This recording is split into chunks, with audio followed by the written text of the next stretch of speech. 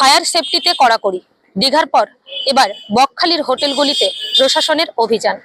রাজ্য জুড়ে বিগত কয়েকদিনে একের পর এক হোটেলে অগ্নিকাণ্ডের ঘটনার পর নিরাপত্তা সুনিশ্চিত করতে কড়া পদক্ষেপ গ্রহণ করল প্রশাসন। তারাপীঠ এবং কলকাতার মতো অগ্নিকাণ্ডের ঘটনার পুনরাবৃত্তি এড়াতে এবার দক্ষিণ 24 পরগনার জনপ্রিয় পর্যটন কেন্দ্র বকখালিতে অভিযান চালালো যৌথ প্রতিনিধি দল। ওনারা চাইছেন যে যতদূর সম্ভব তাড়াতাড়ি আমাদের ফায়ারের লাইন বা পাম্প তাড়াতাড়ি রেডি করতে।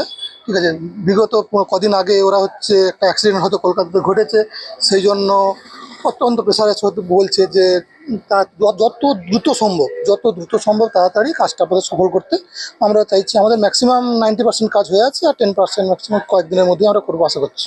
কিছু হোটেল বকখালিতে রয়েছে, ছোট হোটেল, যাদের ইকোনমিক্যাল কন্ডিশন খুব একটা ভালো না, বা বকখালি সেভাবে আমাদের পর্যটন হয় না, যেভাবে যে টাকাটা জোগাড় করে যে তাড়াতাড়ি কাজটা করা যাবে, টাকাটা অনেক টাকার ব্যাপার ফায়ার সেফটি করা।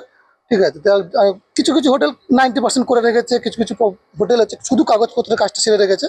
তো আশা করছি তাড়াতাড়ি হবে, করা যাবে। কাকদ্বীপ মহকুমা প্রশাসন, দমকল বিভাগ, অন্যদিকে স্থানীয় পুলিশ প্রশাসন যৌথভাবে বকখালি পর্যটন কেন্দ্রের প্রথম সারির বেশ কয়েকটি আবাসিক হোটেলে এই সারপ্রাইজ ভিজিট পরিচালনা করেন। অভিযান চলাকালীন আধিকারিকরা হোটেলগুলির ফায়ার সেফটি লাইসেন্স, রান্নাঘরের সার্বিক পরিবেশ এবং অগ্নি নির্বাপন যন্ত্রের কার্যকারিতা খতিয়ে দেখেন। নিরাপত্তা বিধিতে গলদ ধরা পড়ায় হোটেল মালিক এবং হোটেল অ্যাসোসিয়েশনের প্রতিনিধিদের কড়া বার্তা দেওয়া হয়েছে। যা ত্রুটি বিচ্যুতি পেয়েছি আইনত সেইভাবে ব্যবস্থা নেওয়া হবে, আমরা তাদেরকে সতর্ক করে দিয়েছি। আশা করছি খুব দ্রুত ওনারা এগুলো সমস্যার সমাধান করে দেবেন।